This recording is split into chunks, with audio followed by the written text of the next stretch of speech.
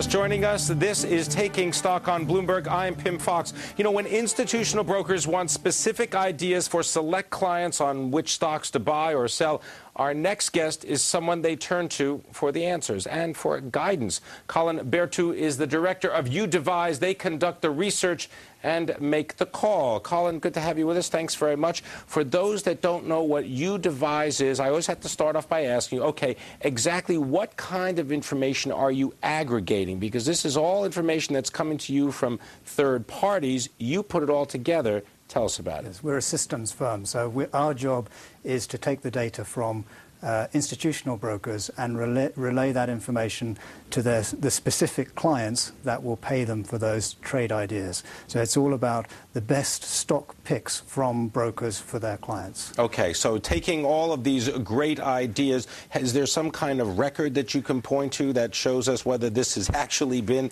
a smart thing on the part of institutional investors? So as well as taking the ideas and giving them personally to the brokers, to the buy-side institutions that have asked for those ideas, we build up a record of who is good at providing stock picks and who is bad at providing stock picks.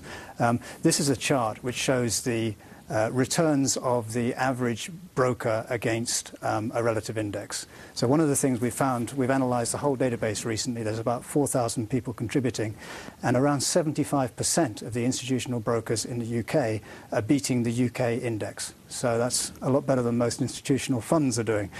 So the institutional funds ought to be taking those institutional brokers' advice, at least according to the information. And if you ran a fund based on trade ideas from institutional brokers and you just put in a bet on every idea that came through the system, you would be making a significant profit relative to the index. So around 60% better than the index over 60% better than the index? Over a 12-month period, yes. And is there any reason for this? I mean, is it because you're getting several outsized returns from several of the institutional brokerage firms? I mean, or is it evenly distributed? How do we know where that extra bit is coming from? Well, there's 75% of the people, so it's a large number of people putting in their ideas. Now, if you bet on a single idea at random, then you'd have a 75% chance probably of achieving a good return. So the reason it's so good is these are self-selecting group. The reason they've been asked to send ideas by the institutional buy-side firm is that they know they're good at the stock-picking activity. So they're on the system because they're good. They're the best alpha generators. That's a term we use for the outperformance against the index. They're the best alpha generators in the world.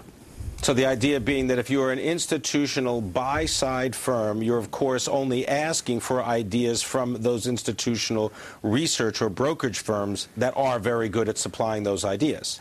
Yes, so it's a broad spectrum of firms, but within those firms, it's the best stock pickers within those firms who are putting ideas into the system. And have you noticed whether this is just for the UK market? Have you noticed this is equally as beneficial for US investors? The service started in the UK.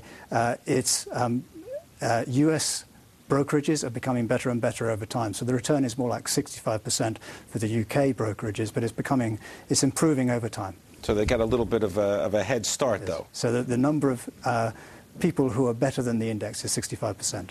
In the UK, it's more like 75%, but we had a head start over there.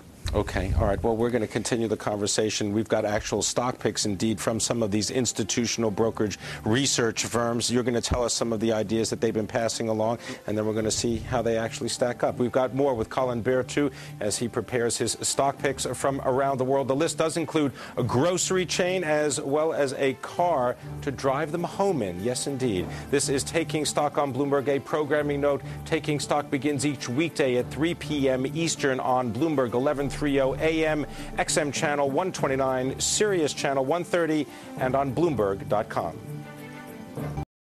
Our guest is Colin Berthoud. He is the director of youDevise. So, Colin, let's talk about market sentiment right now. And just to kind of recap, youDevise, you're really the system, the computer system that is in between the buy side and the sell side as far as research goes. And as you were just describing off camera, really what it is the sell side is telling the buy-side research people, look, don't call us directly, just enter the ideas into the system, and then your system actually aggregates the information. So the buy-side drives the salespeople and says, we want your trade ideas. the best salespeople get on the system and send their ideas to the buy side. So the aim of the system is to measure and distribute those trade ideas.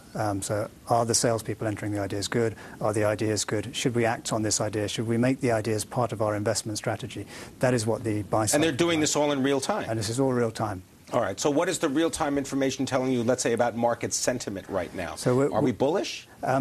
We can aggregate it up, and at the moment, today, there's been an improvement across the TIM. So there's more long ideas going in now than there were. The number of short ideas has declined, and the number of short open ideas has been reduced. They've closed their short ideas. They're leaving their long ideas open. So the sentiment has moved slightly in favor of a more bullish stance. Having said that, the overall sentiment is still somewhat negative. So really? Still somewhat negative? It's still somewhat negative across the whole world. So we're not looking just at the US, but across the whole world is somewhat negative. In North America, it's improved further than the rest of the world, but again, it's about 50-50 in the US now. All right, so let's get a little bit more granular, as they say in the business. I mean, talk about some of the stocks specifically. I know that you wanted to mention, for example, Volkswagen. What is the market saying about Volkswagen? Well, there's a specific case in Volkswagen. So Volkswagen, we understand there's been some share purchase at a below market value, so the whole company has now drifted downwards. So we can see there's quite a lot of ideas gone in there now that are negative in their sentiment of Volkswagen. All right, negative sentiment right now for Volkswagen. What about for Vestas, the wind turbine company? Again, the sentiment there is very negative. The outlook is uncertain for the company with the oil price the way it is. Vestas, there's more people who are recommending shorts in Vestas than there are longs by quite a distance right now. All right, and what about Alcoa? I know it was another one, and today, for example, I noted that Goldman Sachs came out and they said they prefer investors to buy the shares of Freeport-McMoRan as opposed to owning the shares of Alcoa. What is market sentiment from the youDevise system telling you about Alcoa? Alcoa, we've actually seen a slight longer trend. So there's people who are now putting on ideas on the long side in Alcoa. The share price has declined, but now is a moment. And we see this across the TIM as a whole. When you say TIM, just to explain for people so they understand it. The Trade Idea Monitor, which is the name of the service, so we call it TIM for short. Okay, the Trade Idea Monitor. So across the Trade Idea Monitor, you're getting more long-term bullish signals for Alcoa? Well, what we see is as soon as there's a price dip, people buy on the dip. As soon as there's a price rise, people buy on the blip. So it's very much a kind of a market that's steady around a certain base. And in the recent rally, we saw a lot of brokers saying, take your profit, take your profit. So there's no strong overall sentiment. As soon as the market moves in a certain direction, people are taking advantage of that short-term change as they see it. They don't see a long-term market move. All right. What about in the retail sector? I know you wanted to talk about BJ's Wholesale. What are you finding there? What is the sell side saying? Well, there's a couple of stocks that have emerged today. So these are stocks where there's been more than usual activity. So BJ Wholesale, Tesco, there's been more activity than normal around these stocks, and in both cases it's been slightly in the long direction, and one could attribute that to slightly better than expected results, perhaps some sentiment around the consumer sector, which has improved. So we're seeing in both those cases, both the hot stocks in consumer discretionary are somewhat long. So long, for example, in Tesco, long in BJ's Wholesale Club. Both stocks, the sentiment is in the long direction. Now, it's important to note that in a way, it doesn't really matter to you why they're recommending them as being long or shorts. It's just recommending them, and as you said, it's a kind of a self-selecting group because these are supposed to be some of the best sell-side analysts. Yes, and there's a good bet that they're right about these stocks. On the other hand, they're not right about every stock. So. And is there one stock now that you find a predominance of long or short? Is there anything in your total